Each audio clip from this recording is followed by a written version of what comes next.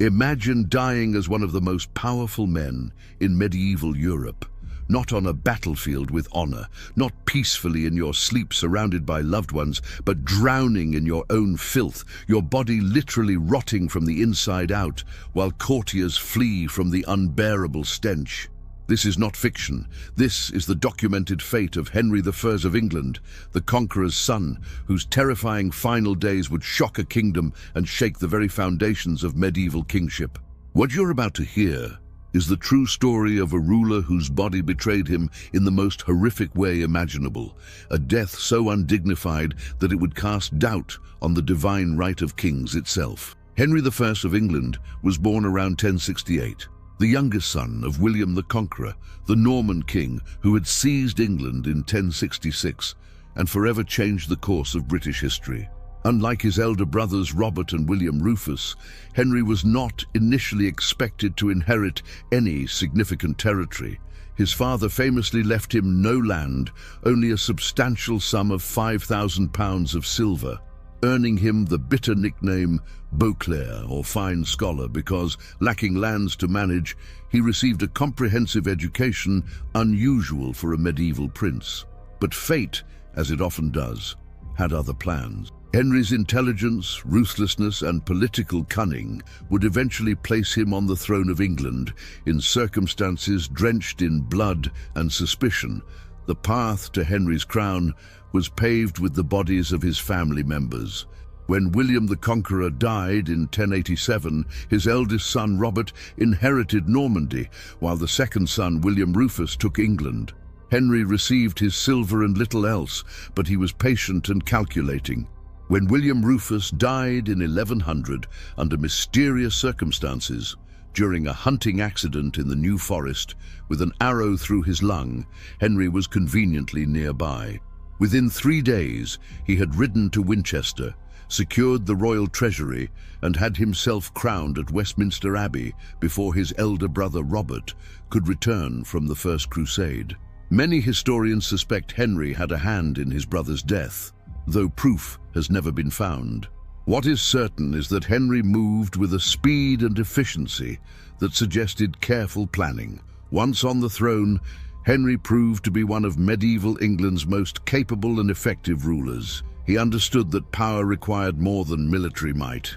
It demanded administrative excellence, legal reform, and the systematic control of the nobility who might otherwise tear the kingdom apart. He established the Exchequer, the first systematic financial administration in English history, creating meticulous records of royal income and expenses that allowed him to maximize revenue and maintain a powerful military without the constant need to tax his subjects into rebellion. He reformed the legal system, creating traveling judges who would bring royal justice to every corner of the realm, undermining the power of local lords and establishing the king's law as supreme. Henry's personal life was equally strategic. He married Matilda of Scotland, a descendant of the old Anglo-Saxon royal house, which helped legitimize Norman rule in the eyes of the English people who still remembered their conquered past. The marriage produced 2 legitimate children, William Adelin, his heir, and Matilda, who would later become central to the chaos that followed Henry's death. But Henry was also spectacularly promiscuous, holding the medieval record for acknowledged illegitimate children, with at least 25 bastards by various mistresses. These children were not shameful secrets, but political tools, married off to strategic allies across England and Normandy, creating a web of family connections that strengthened Henry's power. Yet beneath this facade of strength and efficiency, Henry suffered from a condition that would increasingly dominate his life and ultimately kill him in the most horrific manner imaginable. From relatively early in his reign, courtiers noticed that the king would suddenly excuse himself from important meetings, his face pale and sweating. He would disappear for extended periods, returning exhausted and clearly unwell. The whispers began slowly, careful and discreet as befitted discussions of the king's health, but over time they became impossible to ignore. Henry suffered from severe chronic digestive problems that manifested in violent bouts of diarrhea, stomach cramps, and digestive agony that would leave him incapacitated for days at a time. Medieval medicine understood almost nothing about digestive disorders. The prevailing medical theory, inherited from ancient Greek physician Galen, held that illness resulted from imbalances in the four humors: blood, phlegm, yellow bile, and black bile. Digestive problems were thought to indicate an excess of bile or corrupt humors that needed to be purged from the body. The treatments prescribed by Henry's physicians were not only useless but actively harmful. They subjected him to regular bloodletting, opening veins in his arms to drain what they believed was corrupted blood.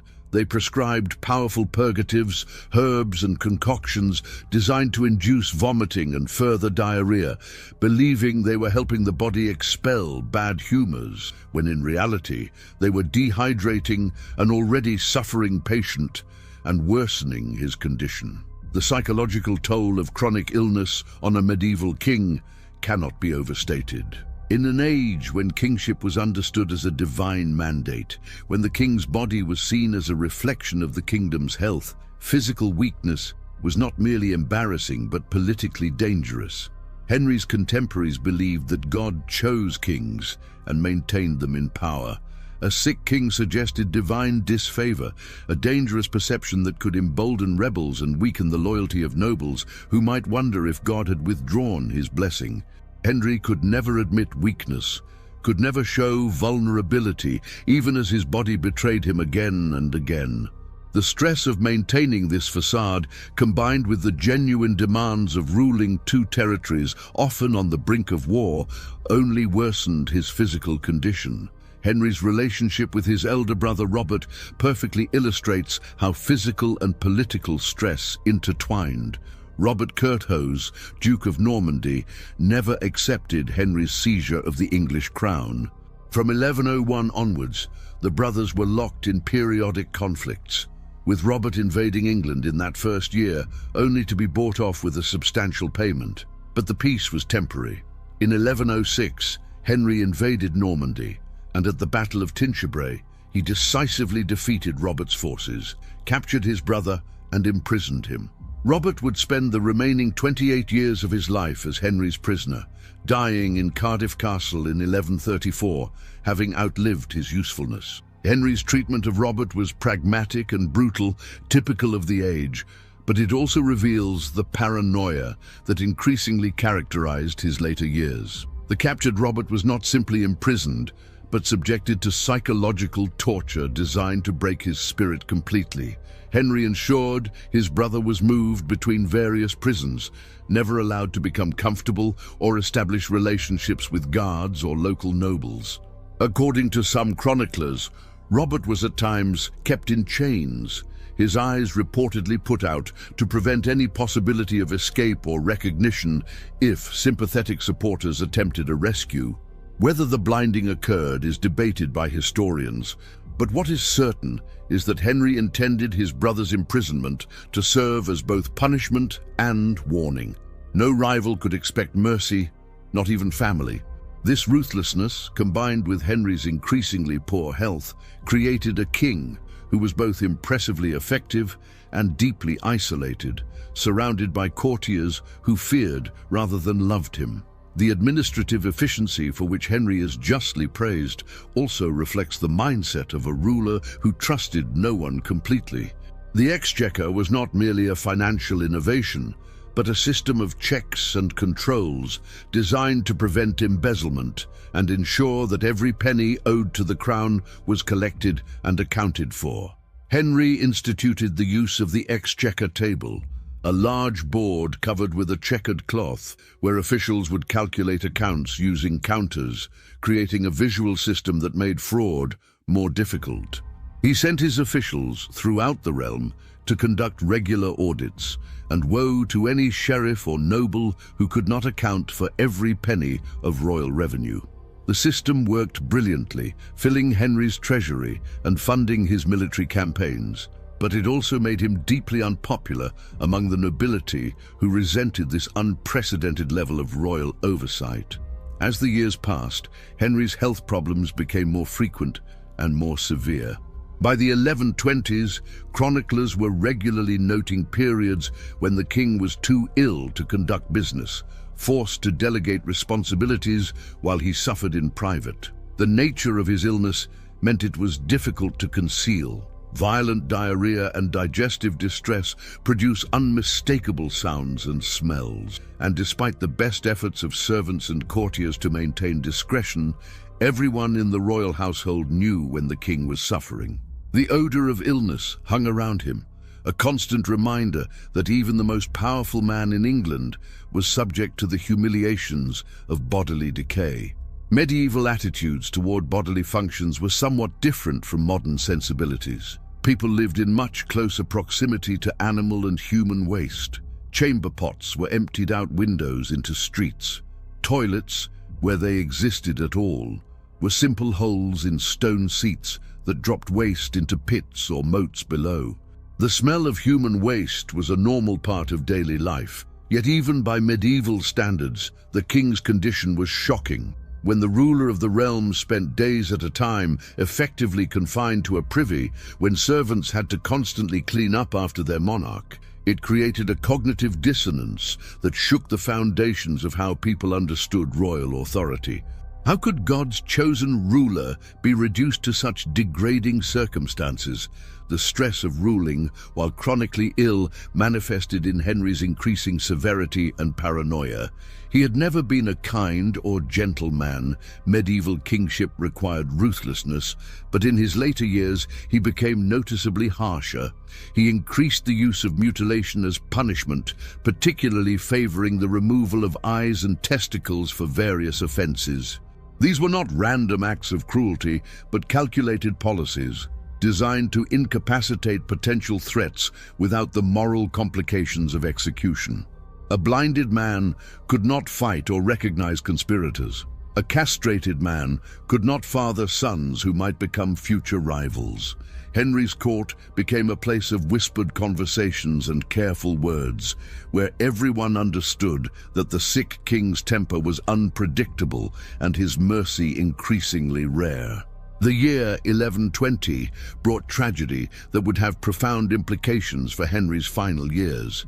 His legitimate son and heir, William Adelin, died in the sinking of the White Ship disaster.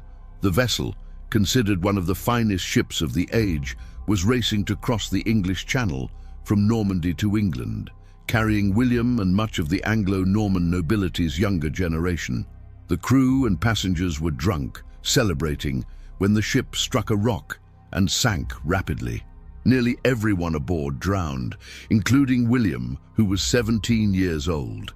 According to chroniclers, William initially escaped in a small boat, but turned back to rescue his half-sister, causing the boat to be swamped by desperate survivors clinging to it. The prince went down with them all. Henry was in Normandy when news arrived. Contemporary chronicler Orderic Vitalis wrote that no one dared tell the king directly. Finally, they sent in a young boy to break the news, calculating that Henry would be less likely to kill the messenger if it was a child. Henry's reaction was immediate and devastating. He collapsed, overcome with grief, and according to witnesses, never smiled again. Whether that last detail is literally true or dramatic embellishment, it captures the psychological impact of William's death. Henry had spent decades securing his kingdom, creating administrative systems that would outlast him, planning for a stable succession, and in one night of drunken celebration, all those plans drowned in the cold waters of the Channel. The succession crisis created by William's death would ultimately prove fatal for Henry and catastrophic for England. Henry had only one remaining legitimate child, his daughter Matilda. In 1127, he took the extraordinary step of forcing his barons to swear an oath accepting Matilda as his heir. This was nearly unprecedented. Medieval Europe had queens consort, women who shared their husband's power, but ruling queens, Women who held power in their own right were exceptionally rare and deeply controversial. The argument went that women lacked the physical strength and martial prowess necessary for kingship, that they were too emotional and weak to make the hard decisions required of a ruler. Henry didn't care. Matilda was intelligent, educated, and his only option. He spent his remaining years trying to secure her succession, demanding repeated oaths of loyalty from reluctant barons. But Henry also complicated matters by his actions. After William's death, he had remarried, hoping for another male heir, but his second wife, Adeliza of Louvain, remained childless throughout their marriage. Frustrated and desperate, Henry hedged his bets. He promoted his favorite nephew, Stephen of Blois, giving him extensive lands and positions of power, while simultaneously insisting everyone accept Matilda. The mixed signals were politically catastrophic. When Henry died, both Matilda and Stephen would claim the throne, and the resulting civil war, known as the Anarchy, would tear England apart for 19 years of bloody conflict that devastated the kingdom Henry had worked so hard to build. The physical deterioration of Henry's health accelerated dramatically in his final years.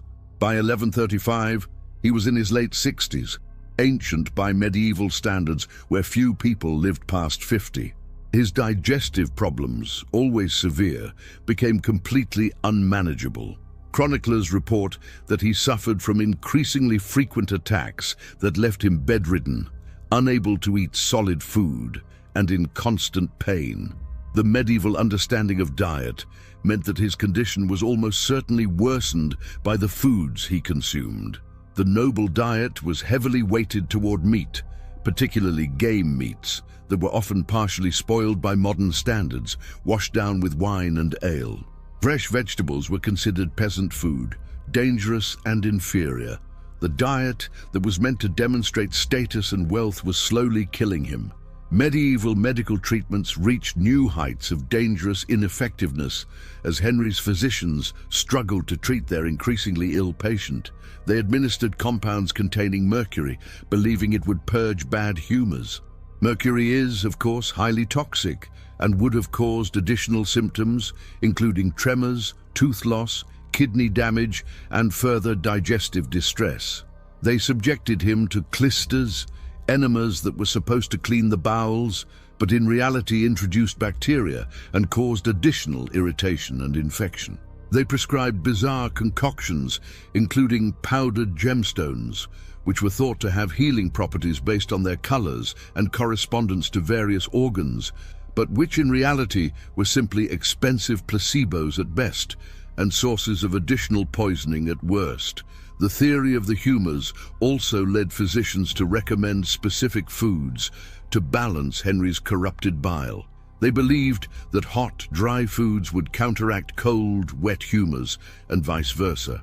This meant prescribing the precise opposite of what a modern doctor would recommend for someone with severe digestive issues. Instead of bland, easily digestible foods, Henry was given rich, heavily spiced meats, strong wines, and complex sauces, all believed to be medicinally appropriate, but all guaranteed to irritate his already devastated digestive system. Every attempt to cure him made him worse, a tragic irony that would reach its fatal conclusion in November 1135. In the autumn of that year, Henry was in Normandy, staying at his hunting lodge near Lyon-la-Forêt in the Norman countryside. He had gone there partly for pleasure, partly to oversee continuing conflicts with various Norman nobles who resented his strict rule. Contemporary chroniclers paint a picture of a king who was visibly unwell, his face pale and drawn, his body thin despite his normally robust appetite, his energy noticeably diminished. His courtiers worried, but Henry refused to slow down or acknowledge his weakness. To admit illness would be to admit vulnerability, and at 67, with a contested succession looming, Henry could not afford to appear weak. It was precisely this stubborn refusal to acknowledge his limitations that would kill him. The fatal meal occurred in early November 1135. The exact date is disputed among chroniclers, but the details are remarkably consistent. Henry was presented with a dish of lampreys, a type of jawless fish that was considered a delicacy in medieval Europe. Lampreys are parasitic creatures, eel-like in appearance, that attach to other fish with circular mouths full of teeth and feed on their blood and tissues. They are, by modern standards, somewhat horrifying to look at, but medieval nobility considered them the height of luxury. They were expensive, difficult to catch, and their rich, fatty flesh was prized. Henry loved lampreys and had eaten them throughout his life, despite their reputation for being difficult to digest. On this particular occasion, Henry's personal physician, a man whose name is unfortunately lost to history, explicitly warned the king not to eat the lampreys. According to chronicler Henry of Huntingdon, the physician had noticed that the fish smelled off, suggesting they were not entirely fresh. In an era before refrigeration, when fish had to be transported long distances from the coast to inland hunting lodges, spoilage was a constant risk. The physician's warning was clear and direct. These lampreys were dangerous, and given the king's known digestive problems, eating them would be catastrophic. But Henry, whether out of pride, stubbornness, or simple love of the delicacy, dismissed the warning. He was the king, he would eat what he pleased, and no physician would dictate his menu. It was a decision that would kill him within the month. Henry ate the lampreys, and according to the chronicles, initially seemed fine. The meal concluded without incident, and the king went about his business. But within hours, the familiar symptoms began, except this time they were far more severe than usual. The stomach cramps started first, waves of pain that doubled Henry over and left him gasping. Then came the diarrhea, violent and uncontrollable, far worse than even his chronic condition had produced before. Henry's servants rushed to attend him, but there was little they could do except provide chamber pots and clean linens, watching helplessly as their king suffered. What Henry was experiencing was almost certainly a severe case of food poisoning. Possibly from bacterial contamination in the spoiled lampreys, possibly from parasites that infected the fish, or quite possibly from accumulated toxins in the lamprey flesh itself. Modern science has identified various risks associated with eating lampreys, including bioaccumulation of heavy metals and environmental toxins in their tissues, and the presence of natural toxins in their mucus and tissues that can cause severe gastrointestinal distress. In Henry's time, none of this was understood. They simply knew that bad food could make you sick, but not why or how, and certainly not how to treat it beyond their useless humoral theories. Henry's physicians immediately began their treatments, and in doing so, they transformed a serious case of food poisoning into a death sentence. They administered powerful purgatives, herbal concoctions designed to induce vomiting and further evacuate the bowels, believing they were helping his body expel the bad humors. In reality, they were dehydrating an already dehydrating patient and irritating his digestive system even further. They performed bloodletting, opening veins in his arms to drain what they calculated as excess blood corrupted by bad humors. This reduced his blood volume and his body's ability to maintain blood pressure and circulate oxygen to his organs. Every intervention made him worse, and as he got worse, they increased the intensity of their treatments, convinced that more aggressive therapy would eventually balance his humors. Within days, Henry was clearly dying. The diarrhea continued unabated, now mixed with blood, indicating that his intestines were ulcerated and bleeding internally. He developed a fever, his body's attempt to fight infection, but in his weakened state, the fever only added to his misery, causing delirium and confusion. He became unable to keep down even water, and severe dehydration began to affect his brain function. Chroniclers report that Henry began to ramble incoherently, speaking to people who weren't there, reliving memories from decades past, sometimes lucid and sometimes completely disoriented. The once sharp mind that had administered 2 kingdoms was dissolving into confused fragments. The smell became unbearable. Medieval people were accustomed to unpleasant odors, but what emanated from the king's chamber was beyond normal experience. The constant diarrhea, mixed with blood and bits of sloughed intestinal lining, the fever sweat, the lack of adequate washing as Henry was too weak to be properly cleaned, all combined to create a stench so powerful that servants had to wrap cloth around their faces to enter the room. Nobles who came to pay their respects found themselves gagging and retreating quickly. The proud courtiers who had spent years vying for the king's favor now competed to find excuses not to attend him. No one wanted to witness the degradation of their monarch, and no one wanted to be remembered as present during his humiliating final days.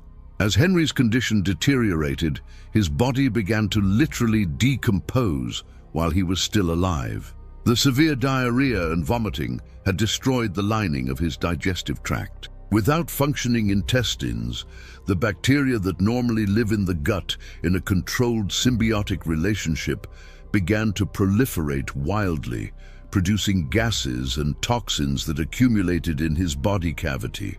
His abdomen swelled grotesquely, distended with gas and fluid, while the rest of his body wasted away from dehydration and inability to absorb nutrients. His skin took on a grayish, waxy appearance, and sores developed where he lay in his own waste, too weak to move or be moved without extreme pain. Henry I of England was rotting from the inside out, and everyone knew that death was only a matter of time. The political implications of the king's condition became immediately apparent. Nobles who had sworn oaths to support Matilda as heir began making private calculations. A woman ruler was controversial enough, but Matilda was currently in Anjou with her husband Geoffrey, father of the future Henry II. She would take weeks to reach England, possibly months to secure her position. Meanwhile, Stephen of Blois was in Boulogne, just across the Channel, and he had significant support among the barons who preferred a male ruler and liked Stephen's easier, more generous personality compared to Henry's severe efficiency. As Henry lay dying in his hunting lodge, messengers were already riding hard in multiple directions, some to inform Matilda, others to alert Stephen, everyone positioning themselves for the succession struggle that would inevitably follow. Henry's final days were marked by moments of terrible lucidity interspersed with delirium.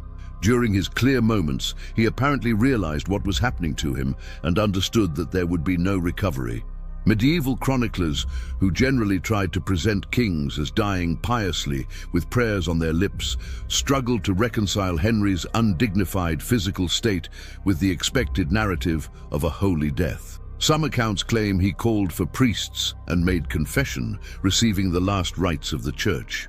Others suggest he was too weak and delirious for proper religious observances. What seems clear is that Henry spent his final conscious moments in tremendous physical pain, stripped of dignity, abandoned by the courtiers who had once fought for his attention, alone except for the servants who had no choice but to remain. On December 1st, 1135, Henry I of England finally died. Contemporary sources offer varying details about his final moments, but all agree on the essential horror of his passing. His body had become so toxic, so filled with infectious material and decomposition gases, that his abdomen was grotesquely swollen. Some chroniclers claim that at the moment of death, or shortly after, his body essentially burst, the pressure of accumulated gases rupturing his distended stomach and intestines. Whether this literally occurred in the dramatic fashion described, or whether chroniclers embellished the details to emphasize the tragedy and disgust, is debated by modern historians. What is certain is that Henry's corpse was in such terrible condition that it shocked everyone who saw it. The immediate aftermath of Henry's death presented practical problems that no one was prepared to handle. The body needed to be transported from Normandy to England for burial, but it was in no condition for transport. The corpse was already putrefying, the result of internal bacterial infection that had begun before death, and the journey to the coast and then across the Channel would take days at minimum. Medieval embalming techniques were primitive compared to later methods, consisting primarily of washing the body, removing the internal organs, and packing the cavities with salt and herbs. But Henry's body was so corrupted that even approaching it was difficult. The smell was overwhelming, and the condition of the corpse suggested that any attempt to open it for embalming might result in even worse conditions. The task of preparing Henry's body fell to a man described in chronicles simply as a physician, or sometimes as an embalmer, though the latter term barely existed in the medieval vocabulary. This unfortunate individual was paid, according to some accounts, an enormous sum of money to undertake the horrific task of dealing with the king's corpse. He insisted that everyone else leave the room, understanding that what he was about to do would be so revolting that witnesses might flee or become ill. Working alone, he began the process of trying to clean and prepare the body for its final journey. The exact details of what he had to do are mercifully not recorded in explicit detail, but chronicles note that the task took hours, and that the physician emerged from the room visibly ill, having been overcome by the fumes and the horrific state of the body. Medieval chroniclers, particularly those writing slightly later with some distance from the events, were not shy about emphasizing the symbolic implications of Henry's death. They saw in his undignified end a moral lesson about pride, the vanity of earthly power, and the leveling nature of death. Henry of Huntingdon, writing his Historia Anglorum within decades of Henry's death, explicitly connected the king's fate to his stubborn refusal to follow his physician's advice about the lampreys. It was, in Henry of Huntingdon's view, divine punishment for pride and gluttony, a warning to the mighty that they remain subject to God's will and the limitations of mortal flesh. Whether one accepts this medieval moralizing or not, the contrast between Henry's reputation for intelligence and self-control and his death from stubbornly eating spoiled fish is indeed striking. The journey of Henry's body from Lyon-la-Forêt to the coast was a macabre procession. Despite the best efforts of the embalmer, the corpse continued to decay and produce such overwhelming odors that the funeral cortege had to stop frequently to burn incense and spices in an attempt to mask the smell. Local people reportedly fled from the procession, making signs against evil, believing that the terrible stench indicated something unnatural or cursed about the king's death. This reaction, while superstitious by modern standards, reveals how shocking Henry's condition was, even to people accustomed to the realities of death and decay. The procession must have been a bizarre and horrible sight. Nobles and soldiers escorting a cart carrying a corpse that was literally too foul to approach closely, burning incense and herbs in a futile attempt to maintain some dignity for their dead king. When Henry's body finally reached Rouen, it was clear that the condition had continued to worsen. The corpse was placed in Rouen Cathedral temporarily, where priests performed funeral rites, though even they were reportedly overcome by the smell and had to work in shifts. The body was then taken across the Channel to England, a journey that took several days given weather conditions and the need to wait for appropriate winds and tides. The ship that carried Henry's corpse must have been an unpleasant vessel indeed. One can only imagine the crew's reaction to their cargo, which by this point had been dead for over a week and was in advanced stages of decomposition despite all preservation efforts. Henry was finally buried at Reading Abbey, a monastery he had founded and richly endowed. The burial itself was reportedly rushed, with attendees eager to conclude the ceremony and escape the overwhelming smell. The grave was dug deep, presumably in part to contain the odors, and the coffin was sealed as quickly as possible.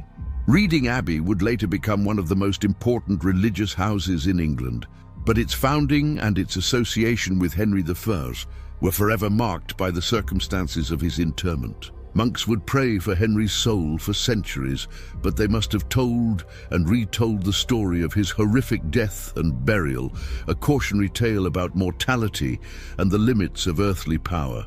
The political consequences of Henry's death were immediate and catastrophic. Despite the oath sworn to support Matilda, Stephen of Blois acted with remarkable speed.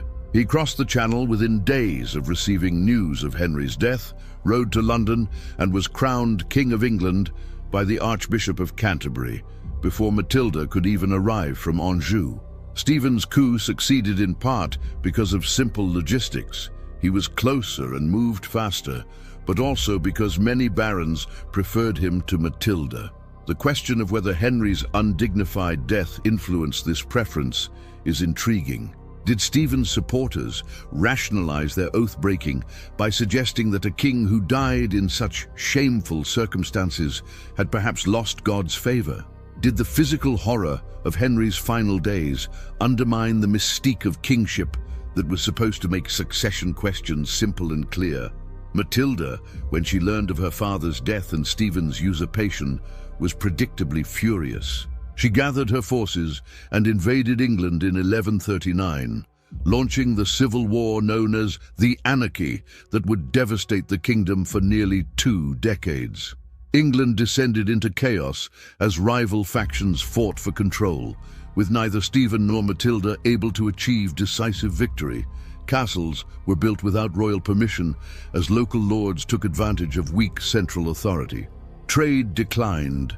Agriculture was disrupted by armies foraging and fighting across the countryside, and the common people suffered terribly. Chronicles from this period are filled with descriptions of famine, violence, and general misery. The sophisticated administrative system Henry had built crumbled as the exchequer ceased to function effectively. Royal justice became sporadic and arbitrary, and England fragmented into competing zones of influence. The anarchy finally ended only in 1153 with the Treaty of Wallingford, which recognized Stephen as king for his lifetime, but designated Matilda's son, Henry II, as his heir. When Stephen died in 1154, Henry II inherited a kingdom that had been ravaged by 19 years of civil war. The young king spent the early years of his reign rebuilding the administrative and legal systems his grandfather had created, establishing the Angevin Empire that would dominate Western Europe for decades. But the kingdom Henry II inherited was fundamentally damaged by the succession crisis, and historians have long debated whether Henry I could have prevented the anarchy by remarrying earlier after his first wife's death, by having more sons with his second wife, or by making clearer and more enforceable succession arrangements. The question of whether different choices about succession would have mattered is complicated by the symbolic damage done by Henry I's manner of death. Medieval kingship rested on the assumption that kings were divinely chosen and maintained in power by God's will. A king who died gloriously in battle or peacefully in old age surrounded by his family and court confirmed this divine sanction. But a king who died in agony, his body literally rotting before death, abandoned by his nobles, surrounded by filth and stench, this death suggested something had gone terribly wrong. Had God withdrawn his favor? Was the royal line cursed? These questions would have circulated through the nobility and influenced their willingness to honor oaths to Matilda or to support Stephen's coup. The medical reality of what killed Henry I is, from a modern perspective, fairly straightforward. He ate spoiled food containing bacterial pathogens, possibly salmonella or similar bacteria that flourish in contaminated seafood. The resulting food poisoning caused severe gastroenteritis, massive fluid loss through diarrhea and vomiting, and secondary infection as damaged intestinal walls allowed bacteria to enter his bloodstream. The medieval medical response of purgatives and bloodletting accelerated his dehydration and weakened his body's ability to fight the infection. In a modern hospital, Henry would have been given intravenous fluids to counteract dehydration, antibiotics to fight bacterial infection, and supportive care to allow his digestive system to heal. He would have been uncomfortable, but would likely have survived. Instead, medieval medicine killed him as surely as the spoiled lampreys. But understanding the medical mechanics of Henry's death does not diminish the historical significance of how he died. The manner of a king's death mattered enormously in medieval political culture. Kings were expected to die well, to demonstrate piety, courage, and dignity even in their final moments. A good death confirmed the king's virtue and God's favor. A bad death raised troubling questions. Henry's death was not merely bad, but spectacularly awful, combining elements of disgust, humiliation, physical horror, and symbolic failure. His stubborn decision to ignore medical advice and eat the lampreys could be read as pride, one of the 7 deadly sins. His subsequent suffering could be interpreted as divine punishment. The physical corruption of his body could be seen as reflecting some deeper spiritual corruption or the withdrawal of divine grace. These interpretations may seem superstitious and moralistic to modern readers, but they had real political consequences in 1135. The nobility who broke their oaths to Matilda and supported Stephen needed to justify their actions, both to themselves and to contemporaries who might accuse them of oath-breaking and treason. The horror of Henry's death provided a convenient justification. If God had allowed such a terrible fate to befall Henry, perhaps the succession arrangements he had made were not truly blessed. Perhaps God preferred Stephen, whose seizure of the throne proceeded smoothly, while Matilda's claim led only to war and chaos. Such reasoning may be self-serving and circular, but it provided a framework within which medieval nobles could rationalize their political choices. The story of Henry I's death also reveals the profound tension in medieval society between the ideal of kingship and the reality of kings as human beings, with human bodies subject to disease, aging, and decay. Medieval political theory emphasized that the king had 2 bodies: the body natural, which was mortal and subject to all the weaknesses of flesh, and the body politic, which was immortal and represented the continuity of the kingdom. When a king died, the body natural ceased, but the body politic transferred seamlessly to the heir, expressed in the formula, "The king is dead, long live the king." But what happened when the body natural died in such a degrading way that it undermined the dignity of the body politic? How could one maintain the fiction of divine kingship when the king died drowning in his own filth? These questions were not merely theoretical for the people who witnessed or heard about Henry's death. They lived in a world where physical signs were believed to reveal spiritual realities, where God was understood to intervene directly in human affairs through miracles and punishments, and where the stability of their entire society depended on maintaining the mystique of royal authority. Henry's death threatened that mystique in ways that a battlefield death or even a sudden illness and peaceful passing would not have. It was a reminder, impossible to ignore, that kings were just men, subject to all the indignities and suffering that flesh is heir to, and no amount of power, wealth, or administrative genius could protect them from the fundamental vulnerability of human embodiment. The chroniclers who recorded Henry's death struggled with how to present it. On one hand, they needed to record historical truth and saw in Henry's fate a moral lesson about pride and mortality. On the other hand, they were writing in a world where respect for monarchy was essential to social order, and describing a king's death in too much degrading detail could undermine royal authority in general.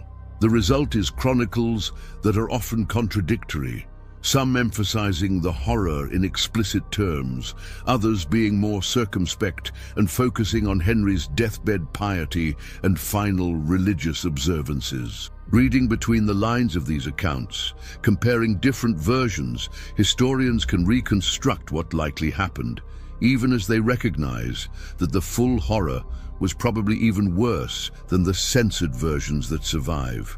One particularly chilling detail that appears in several chronicles concerns the reaction of Henry's illegitimate children. As mentioned, Henry had at least 25 acknowledged bastards, many of whom held significant positions in his administration and had benefited greatly from royal patronage.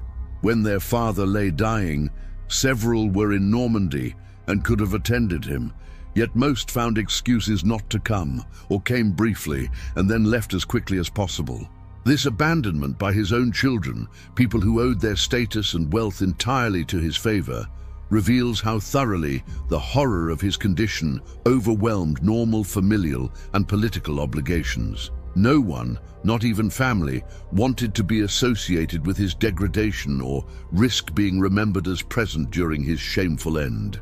The servants who had no choice but to attend Henry during his final days left no written records of their own, medieval servants being generally illiterate and their perspectives rarely recorded. But one can imagine their experience and sympathize with their predicament. They would have been exposed to disease risk, constantly handling contaminated materials, cleaning and re-cleaning their king while he suffered.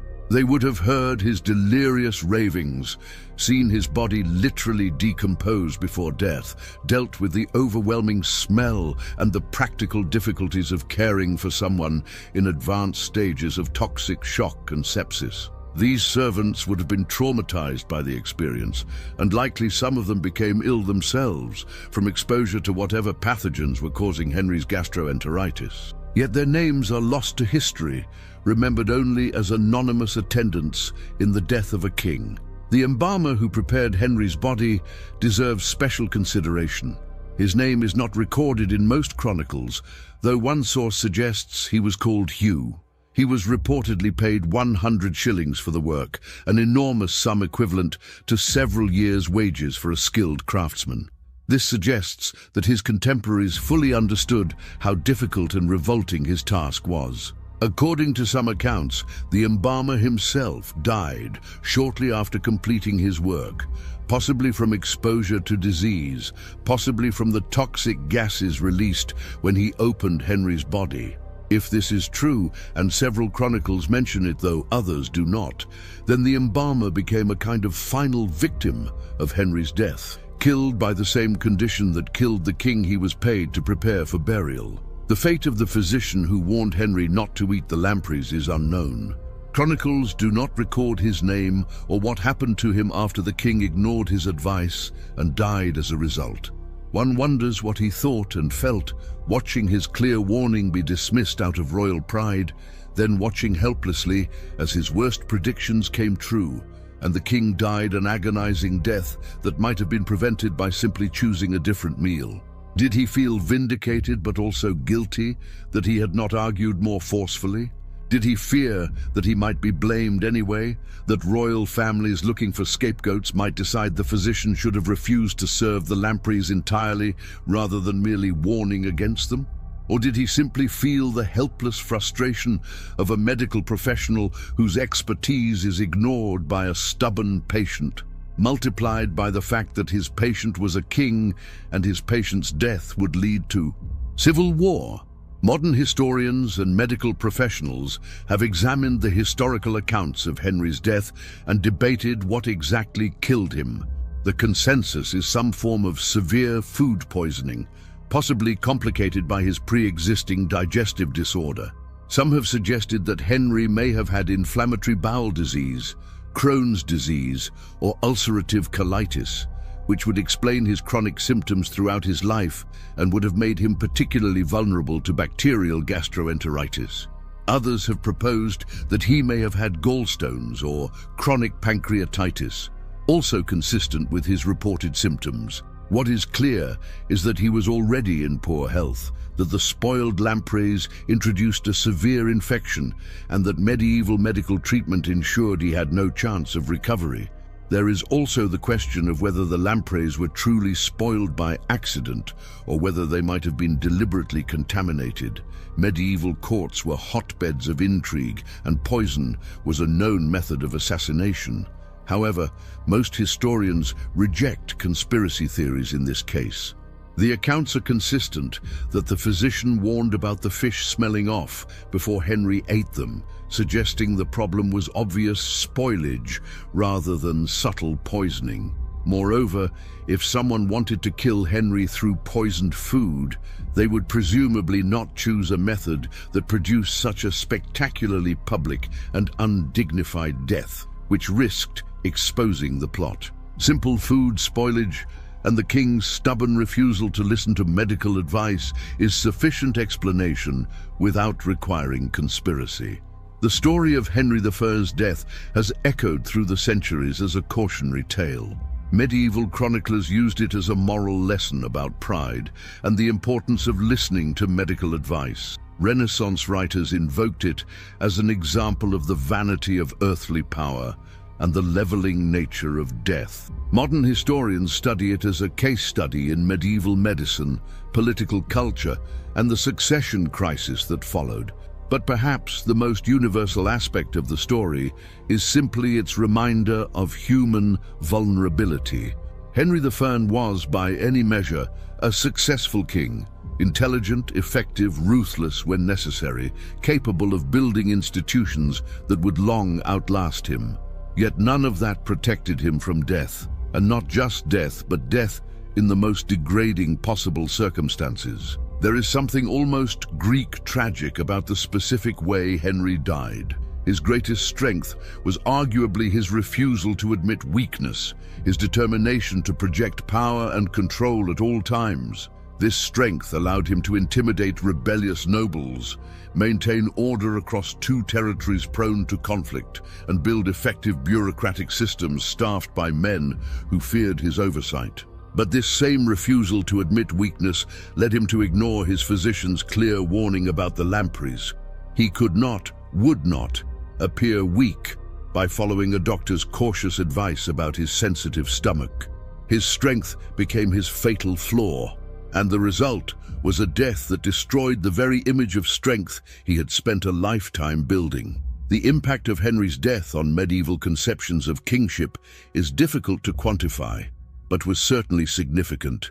Later medieval writers, discussing the nature of royal authority and the divine right of kings, would sometimes invoke Henry's fate as a complicating example. If even successful kings could die in such degrading circumstances, what did that mean for theories of divine sanction? Some used it to argue for the importance of royal virtue and humility, suggesting that Henry's pride in refusing medical advice brought divine punishment. Others used it to emphasize the importance of clear succession planning, pointing out that Henry's failure to produce a stable succession led directly to the anarchy.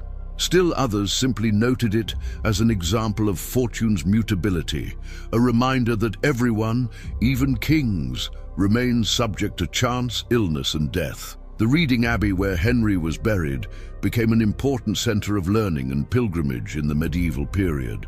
Ironically, given the horror of his death and burial, Henry's tomb became a site of veneration, and miracles were supposedly reported there. This speaks to the medieval ability to separate the physical reality of death from the spiritual significance of the deceased.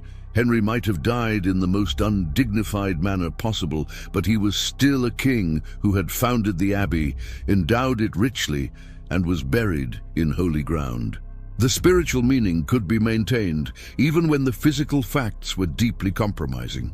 Reading Abbey was largely destroyed during Henry VIII's dissolution of the monasteries in the 16th century, and Henry I's actual burial site is now uncertain, lost somewhere beneath the ruins.